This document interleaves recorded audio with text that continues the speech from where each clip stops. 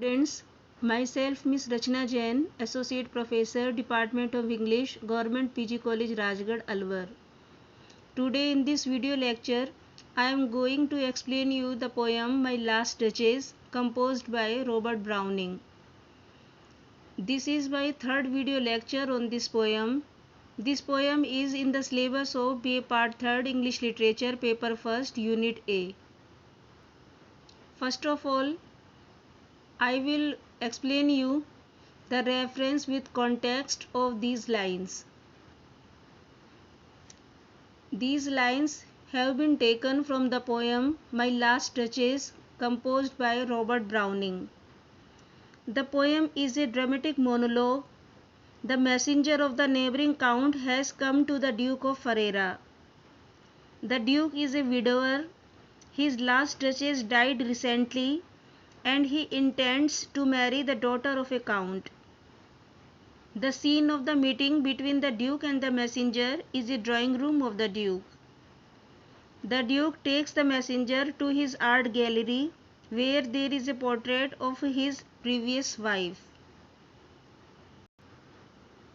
That's my last duchess painted on the wall, looking as if she were alive.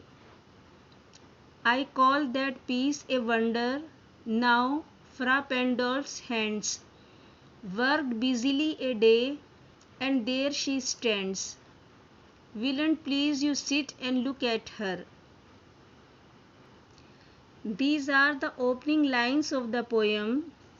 First of all, I explain you the meaning of some difficult words. That piece means the painting of his duchess, his dead wife. Fra Pandolf. Fra Pandolf is the name of an imaginary artist. Fra means a friar. There she stands.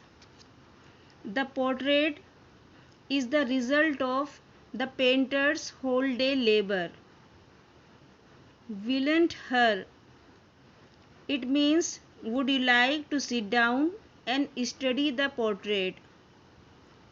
This seems to be a request, but in fact nothing short of an order. The Duke tells to the messenger, that's my last duchess painted on the wall. It means the Duke shows the messenger the portrait of his last duchess painted on the wall, looking as if she were alive. The picture has been done so well that it appears lifelike and realistic.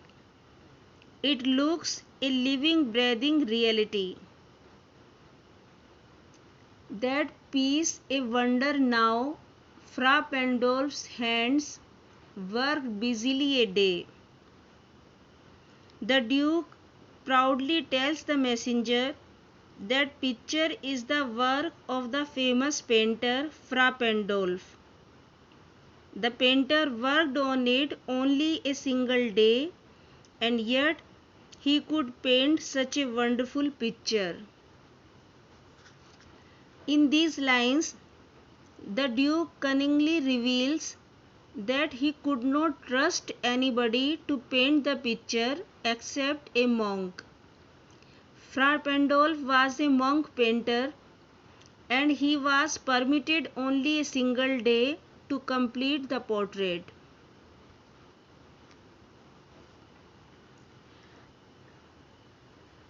There she stands, will't please you sit and look at her.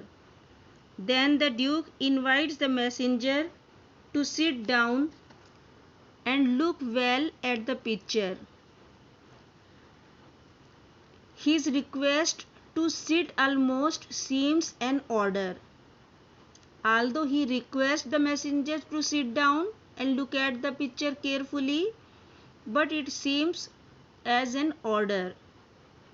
It is only then he could be able to admire its art.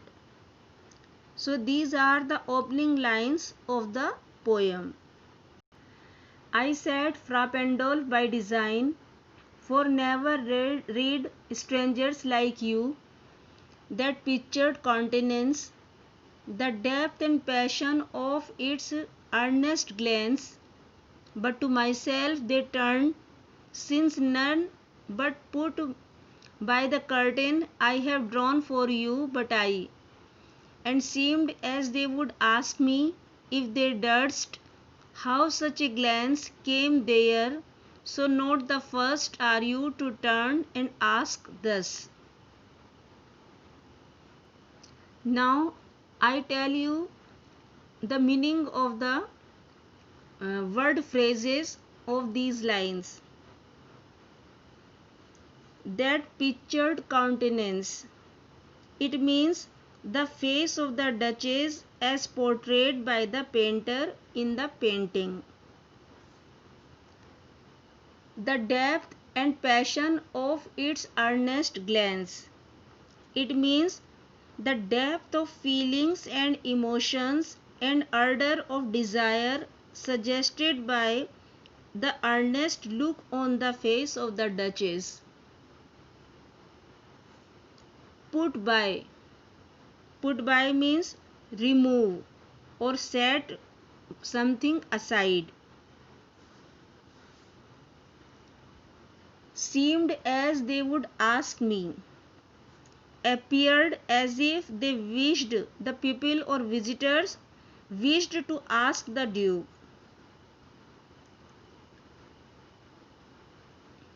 How such a glance came there.